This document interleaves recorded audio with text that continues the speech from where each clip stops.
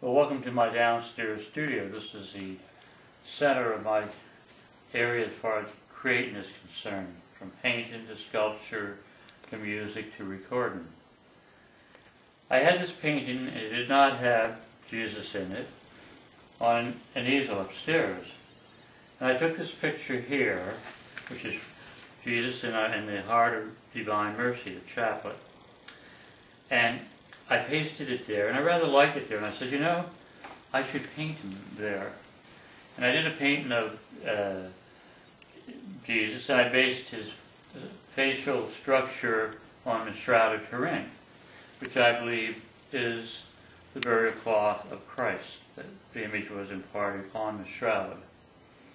And that gave me the idea of that, you know, I could take any of my existing paintings and make it a spiritual entity.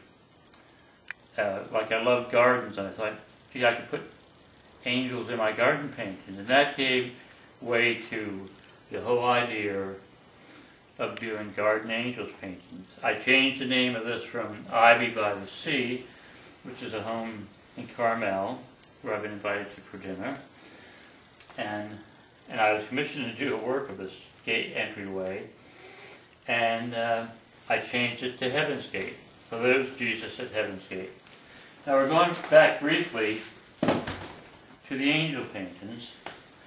These are three. The other ones have been already delivered in that.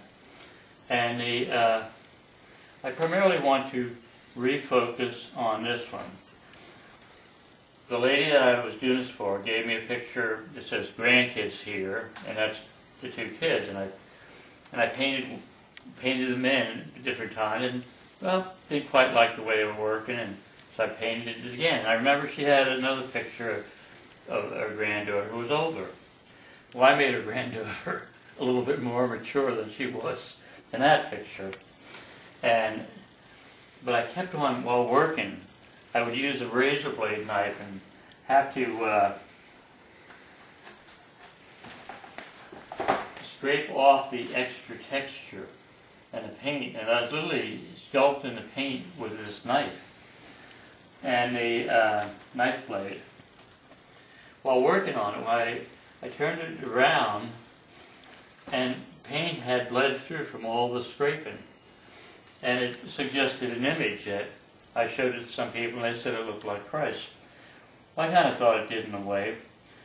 But then again, I see things that suggest Jesus to me in different ways everywhere I go, and it just creates this wonderful, beautiful feeling. Now, once again, up above, there's an angel painting in progress. I don't want to just do these little ones. I like things that are larger. So here I have a couple of angels in play at the lone cypress. The lone cypress tree has some kind of mystical quality to it that attracts people to it. And I've used it in two of my prayer paintings, on account of the individual's involvement with that tree.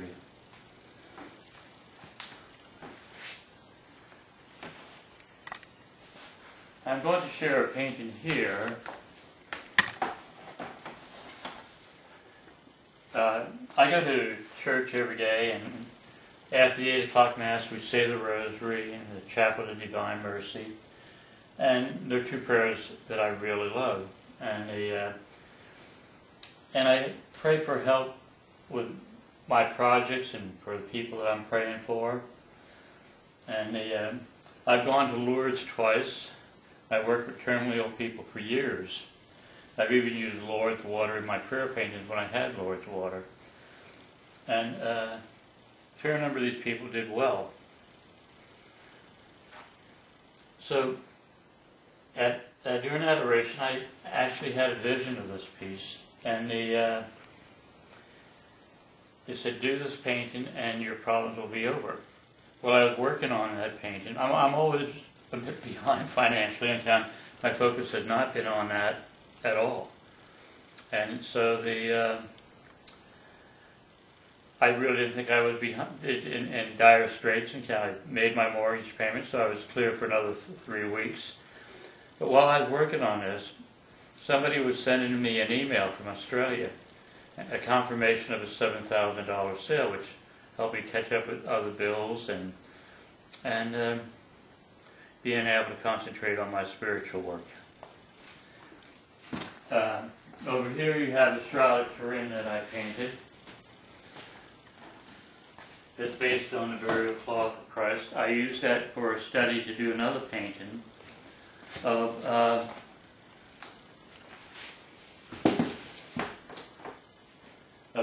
live Jesus, and I called it Prince of Peace. I gave it to a black priest for his church in Nigeria, in Africa. And there were problems in Africa at the time. There always are on that continent to some extent. I mentioned upstairs how I will use my creativity in art to promote Christ's commands of love. And you can go online and you'll find a whole section on altruism. I added another L to altruism and it made altruism. Kind of true meaning of altruism is an alternative to realism. And it had nothing to do with truth. And you know, when I read the Bible and stuff like that, God is light, but He's also truth and His honesty. And if we really look at different things in the world objectively, we can get beneath the spin and the things that happen that are not honest. Well, I mentioned repairing statues.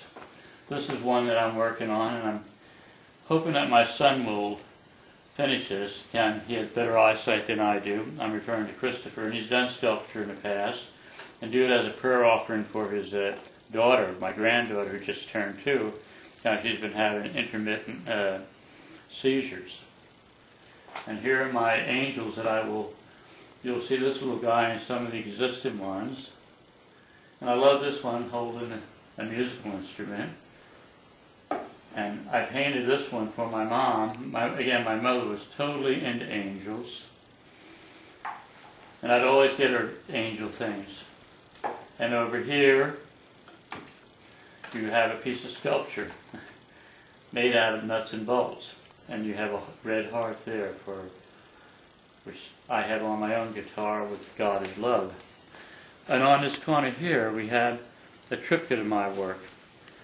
I built this studio so I would be able to do that triptych.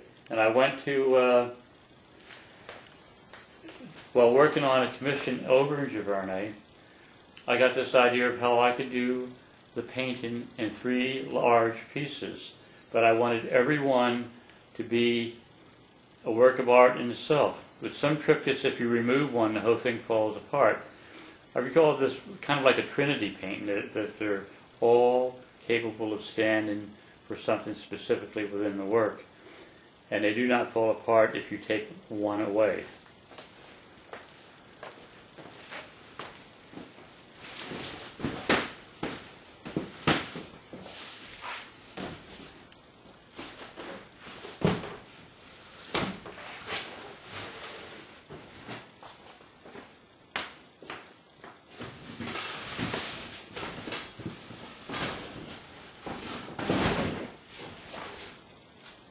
Over here are the triptychs in progress. In the past, when I had a lot of money, never really was wealthy, but I was very comfortable, I'd fly over to Giverny for a week just to work out some studies. This was the original study that I did when I got the idea, and that was painted at Giverny. I stood over here when I painted that one. I stood over here when I painted that one. The other one was looking straight out across. And I was in the area what I call the Little Brother Bridge. So it's my intent to try to hang on to my home. I'm always behind. I'm like 3 payments behind. I used to have collectors who'd buy $50,000 to $75,000 worth of art at a time, including the CEO of Chase Bank. J.P. Morgan's daughter hired me as a personal photographer when I showed her some of my work when I was working as a roofer on her estate, but she appreciated the aesthetics of it. Well, I think that this pretty much summarizes, if you look around and there's a beautiful statue of Mary, and it's called Rainbow Mother Mary. And I put a smile on her face. And at church, they didn't like Mary smiling, so they gave me another one to repair that the arm was off, and said, just paint it, don't change it, just paint the arm. And the one that I repaired, the nose was partially off, and it was not terrible, but it had nothing to do with facial structure. But anyway, thank you for